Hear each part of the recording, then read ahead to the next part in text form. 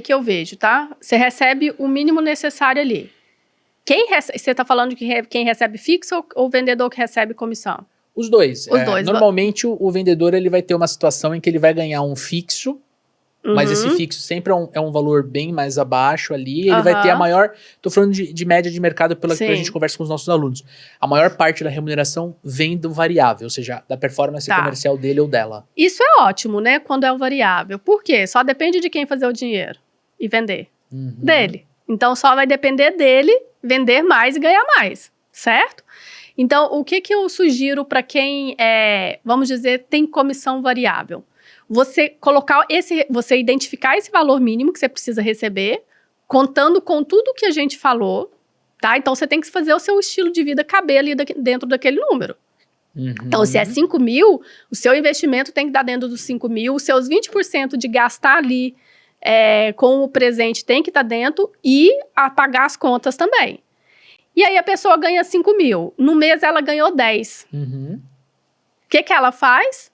Vai lá e torra os outros 5, né? Esse é o comportamento padrão. Vai lá e torra os outros 5, né? Tipo, eu mereço, eu fiz mais, deixa eu gastar, né? Então, na minha visão, esses outros 5, o que você pode fazer? Primeiro, se você não tem a sua reserva construída, e aí a gente até falando de reserva, como que você sabe se ela está construída ou não, tá?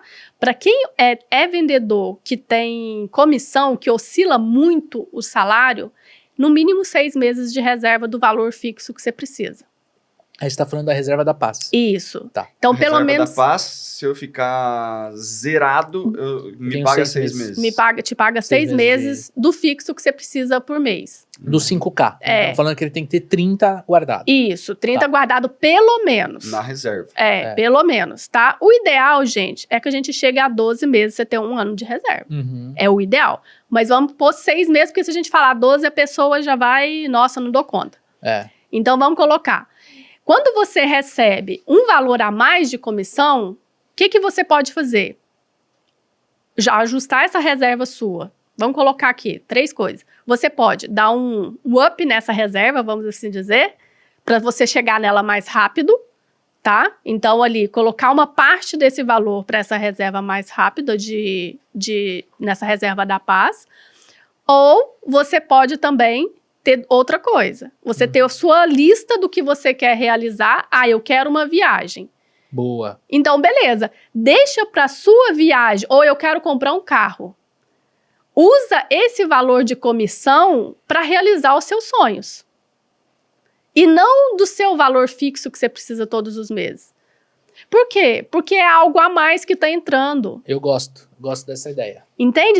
E aí eu acho, no início, vai para os dois. Ganhou 5 mil, deixa 2.500 para dar uma acumulada na sua reserva para você juntar mais rápido, né? Para você acelerar. E os outros 2.500 você usa para um sonho que você quer realizar.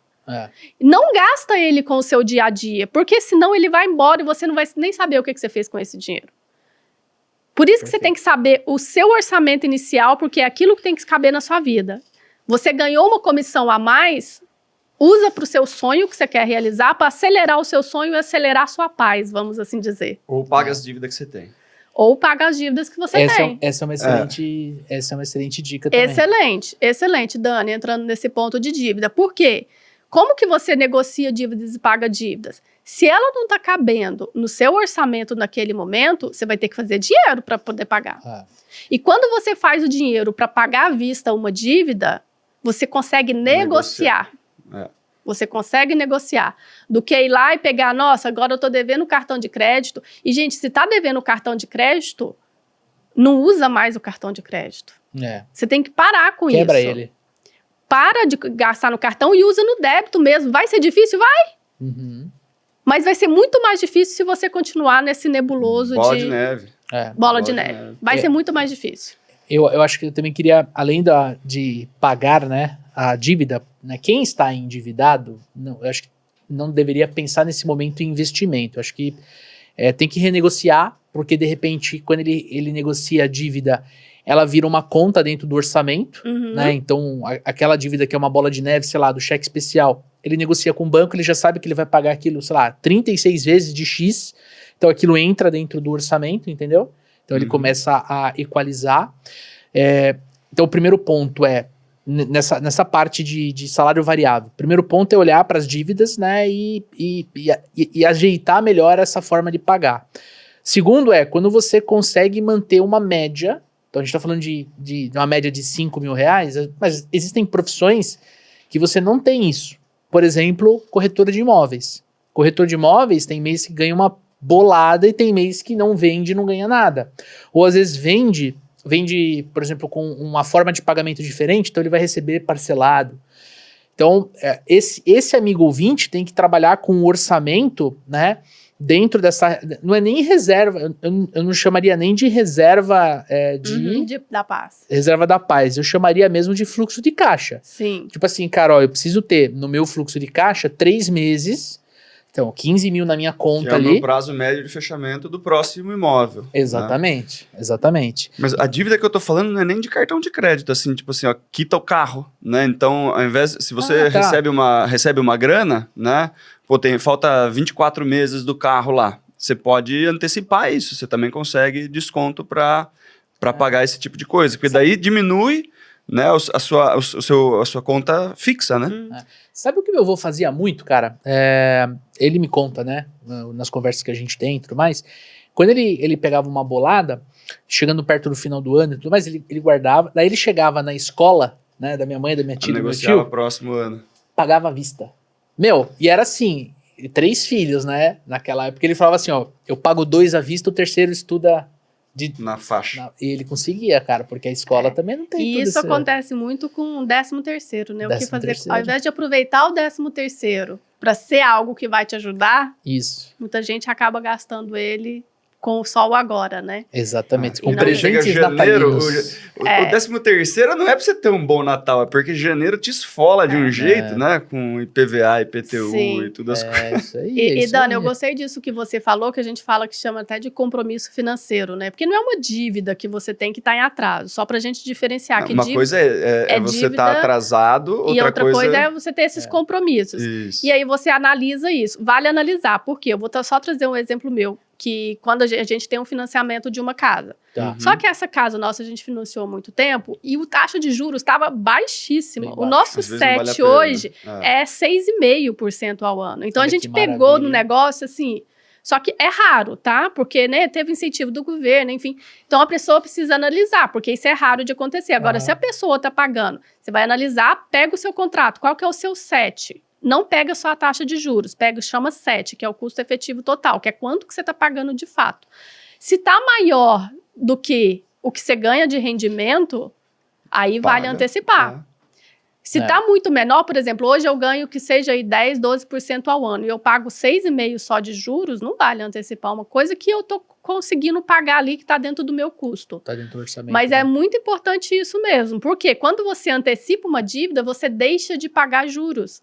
Você paga um valor menor na antecipação, porque você está pagando só amortização, você não paga juros. Então, isso é muito interessante para quem recebe comissões altas em algum momento. Então, deixa eu quitar um pouco aqui para antecipar, para me diminuir aquele valor, porque vai chegar um momento que eu vou equilibrando. E outro ponto que você disse, Leio, que eu gostei muito também de trazer, esse fluxo de caixa, que muitas vezes a gente usa só para a empresa, que aí você trouxe o exemplo do pessoal de imobiliária, né? É justamente isso. O fluxo de caixa, ele é diferente da reserva. Lá na empresa, a gente também trata como diferente. O que é o seu fluxo de caixa para quem não tem nada fixo, que é só comissão, por exemplo? É você ter em caixa mesmo, em dinheiro, reservado ali, pelo menos para 3 meses eu colocaria, tá? Então, quando você recebe uma comissão muito alta, 3 meses do que você precisa para sobreviver tem que ficar ali para você saber que você vai pagar as contas dos próximos 3 meses com aquilo, até pelo menos entrar uma outra. Isso. Então, se você mantém 3 meses de caixa, vamos assim dizer, tá? 3 meses de fluxo de caixa. Se você depois mantém mais pelo menos 6 meses numa reserva separado do seu caixa. A gente está falando de 9 meses. E se você tem paciência para construir isso, que eu acho que é o que a gente precisa ter, é paciência. É paciência para construir. E disciplina. E disciplina. A quantidade de coisa que aparece que você quer comprar, você olha aquela reserva da paz, você fala, cara, paz, o que eu quero é agora. Porque cara, é gostoso gastar, né? É dopamina dopamina, no talo. Dopamina. Só que é o seguinte, né? Qual é a outra conta que a gente não fala, né? Quando a gente tem um momento de baixa, e todo mundo tem, toda empresa tem, toda pessoa física tem, quando você olha e você percebe que você tem 3 meses de fluxo de caixa, você não fica tão desesperado. Você não fica ansioso, você não fica ansiosa. Então você não fica... Aí não te gera desespero. Quando você tá desesperado, o que você faz? Cagada. Você aceita vender com desconto mais do que o normal, você começa a negociar com um, negociar com outro, aí tudo vira a última cartada. Sabe? Tudo vira, putz, se não der certo, não, cara. Quando você olha, você fala assim, pô, beleza. Né? Não tá bom. Você começa a trabalhar no modo sobrevivência. No modo sobrevivência. Vender almoço pra comprar janta. Agora, se você tem esse fluxo desenhado, né, o fluxo de caixa aí, a gente tá usando 3 meses, mas cada um vai ter a sua realidade, tá? Se você tem uma profissão como corretor de imóveis, e eu vou falar para você, amigo ouvinte, corretor de imóveis, eu já trabalhei como corretor de imóveis, então eu posso falar, isso vai muito da sua realidade, do seu momento de vida. Às vezes você pode trabalhar com 12 meses de fluxo de caixa, tá tudo bem com relação a isso. Às vezes você pode trabalhar com 2. Qual a diferença? O primeiro exemplo, a pessoa é casado e tem 2 filhas, o outro não é casado, é solteiro e mora com os pais. Então são realidades completamente diferentes. E aí, você também tem que... É o terceiro ponto do que eu tava falando. Você também tem que saber investir bem para você conseguir aumentar a sua renda. Para você conseguir ganhar mais dinheiro. Porque no final do dia, ou você ganha mais, ou você gasta melhor aquilo que você ganha. Ou, o melhor do mundo, os 3. Né? Então eu tô sempre olhando como eu aumento o meu orçamento. Então se o nosso amigo ouvinte ganha 5K, só que ele consegue, por exemplo, fazer um treinamento de vendas que faz ele ganhar 5.500, 10% a mais, né? E ele continua com um fluxo de 5, pô, esse cara já tá na frente de muita gente que às vezes trabalha com ele na mesma sala, né? E gastar melhor o que é? Pô, dentro desses 5 que eu preciso gastar no meu orçamento, o que eu posso otimizar? O que eu posso, de repente, usar melhor a minha capacidade de compra para eu, ao invés de gastar 5, gastar 4,5. Não tô falando para ser pão duro, não é isso, tá? É ser real, pé no chão. É ser real, é ser pé no chão, é saber negociar. Porque quando você não tá desesperado, você tem uma coisa que assusta qualquer vendedor, que é calma. Aí você fala assim, não, mas espera aí, deixa eu dar uma pesquisada. Não, como assim? Não. Então deixa eu dar uma pesquisada. Aí entra no Mercado Livre, dentro da loja, né? Entra no Mercado Livre, começa a buscar. Aí aquilo que custava R$130, o cara compra no Mercado Livre por 60. Não o mesmo produto, mas um produto que atende a mesma finalidade. Pô, ele economizou. Faz sentido, Dan? E, cara, eu trago para mais 2 pontos importantes, né? A Marília começou falando, né, do cara que, poxa, ele vai bem no mês, depois ele tem uma baixa, daí ele vai bem no outro mês, e daí ele tem uma baixa que a gente chama de efeito serrote, né? Olhando do ponto de vista comportamental, o que acontece? O cara vai bem em um mês, ele tira o pé. Ele fala assim, porra, lá veio o mês passado, tô de boa. Ele não segue com o mesmo esforço. Ele não faz o mesmo esforço no outro mês. Ele fala assim, porra, né, vendi, ganhei uma bolada e tal. O próximo mês ele tira o pé um pouco, né? Ele não faz o mesmo esforço que ele estava fazendo, e daí quando ele recebe de novo e vem com aquela baixa, ele recebe muito menos, ele entra nesse estado de tensão, do tipo, putz, o que eu ganhei talvez não bate o meu custo fixo ali, daí ele acelera de novo, e daí ele tem aquele pico novamente. E daí ele relaxa, e daí... Então, quando a gente fala de alta performance, né, é você subir, você se manter lá em cima, você conseguir ter uma constância no resultado positivo, né? Ao invés de você fazer, poxa, 10K, 5K, 10K, 5K, 10K, 2K, né? Você fica nessa montanha russa que daí você tá o tempo inteiro, né? Ou você tá suando, ou você tá dando uma respirada, e daí você já tem que começar a correr de novo, porque a água já tá batendo de novo, né?